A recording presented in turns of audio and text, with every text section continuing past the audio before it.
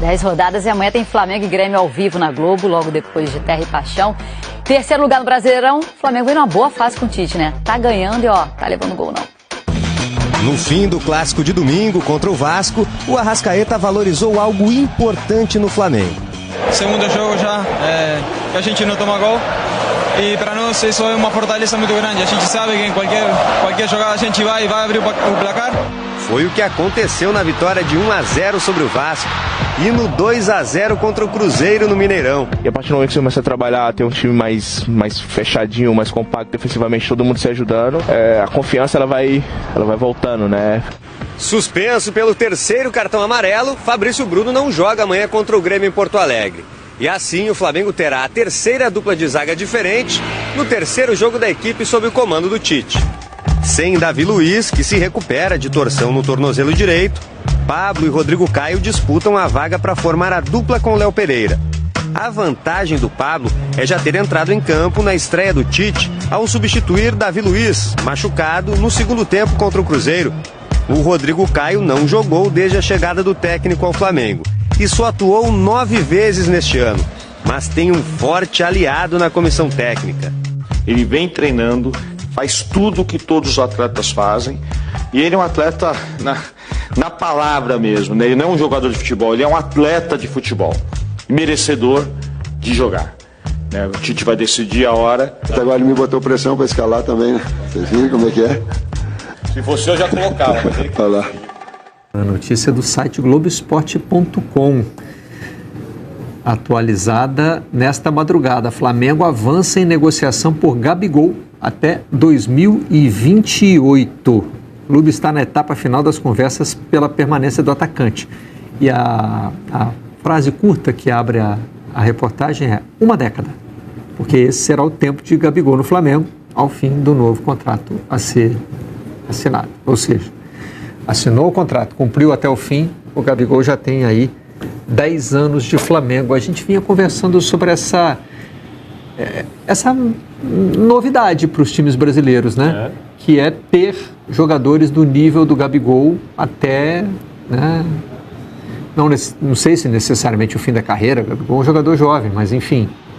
Mas por muito tempo, não são jogadores que passam ali uma temporada, brilham e vão embora. Eles brilham e permanecem, né? E hoje tem esse desafio. O Flamengo passou um tempo debatendo quanto tempo ofereceria de contrato ao Bruno Henrique. Acabou fechando por 3 anos. E o Bruno Henrique é um jogador de 33 anos de idade, né? E agora... Faz 33 em dezembro, Bruno Henrique. Faz 33 em dezembro e aí vai ter mais 3 anos de contrato, né? Tem contrato com o Flamengo até os 36. Né?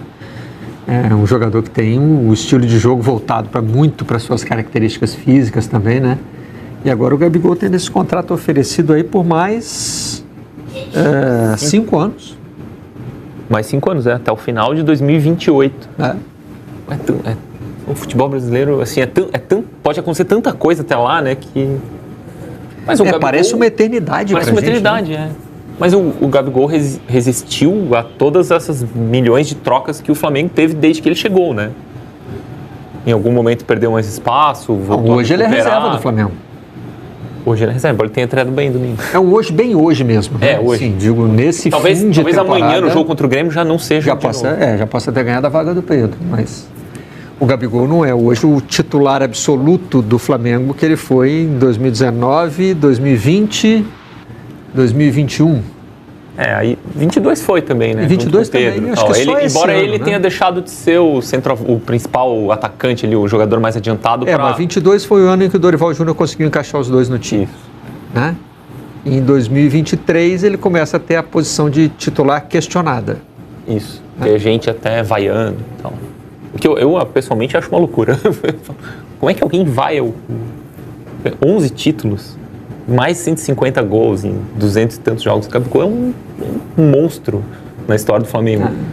Eu tenho dificuldade dessa de ver, quando eu vejo o corintiano vaiando o Cássio, reclamando do Cássio, eu tenho dificuldade para entender, assim. Acho que claro, o torcedor é livre para fazer o que quiser, mas eu tenho dificuldade de colocar o momento à frente da história do que o cara já fez pelo clube. Sim. Só uma correção aqui importante. O contrato novo é de 4 anos, porque o contrato atual termina só no fim do ano 2024. que vem. Então ele começa a valer a partir de 24. O Flamengo está oferecendo mais 4 anos de contrato após o final a partir deste. do fim do que está em vigor, que vai até o ano que vem. Na verdade, o Flamengo está antecipando a renovação de contrato do Gabigol. E não é a mesma lógica, né, das renovações de contrato, por exemplo, com jogadores muito jovens, né, que você faz para jogar a multa lá no alto. Se proteger do assédio do mercado. Isso. E aí você poder negociar, né? Normalmente não se vende pela multa, mas se vende por um valor ali no meio do caminho que já é muito alto. Acho que não é o caso do Gabigol, não é disso que o Flamengo está querendo se proteger. Não se ouve falar de assédio do mercado, né? Eu acho que é mantê-lo mesmo, né? Tê-lo por mais tempo. É. Uma situação nova para o mercado do futebol brasileiro. Nova não no sentido de que nunca foi assim. Já houve um tempo em que os jogadores faziam carreira por aqui, terminavam. Sim. Mas depois que o assédio... atrás, né? Isso era comum. Isso. Nossa geração, né?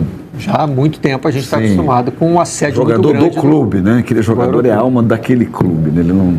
Pelé foi assim, praticamente. Né? E outro, Rivelino. Bom, Rivelino partiu a carreira no meio e veio para o Fluminense. Né? A geração Copa de 82 já começou a receber o assédio do futebol europeu, mas depois de ter feito carreira pelos clubes brasileiros. Aqui, né? Todos eles. O Zico, o Sócrates, o Falcão, esses caras marcaram época pelos clubes no Brasil, aí foram para a Europa e depois voltaram. O Gabigol seguiu o caminho normal hoje, né? De jogadores brasileiros talentosos. Foi muito cedo para a Europa, muito cedo. E aí na Europa, ao contrário do que se esperava, ele não se estabeleceu, né? Na Inter de Milão e no Benfica. Eu acho que ele teria nível para jogar nessa prateleira do futebol europeu. Mas aqui no Brasil ele e o Flamengo promoveram uma relação muito... Tudo bem, tem eventualmente esses ruídos, mas uma relação muito perfeita para os dois lados, né? O Flamengo ofereceu a ele uma plataforma ali, um time que funcionava muito bem e ele entregou muito, entregou o gol, entregou a idolatria. O Gabigol, é um jogador ultra carismático, se identificou com o Flamengo, com a torcida do Flamengo, com isso que a gente estava falando aqui, do excesso da super confiança e tal.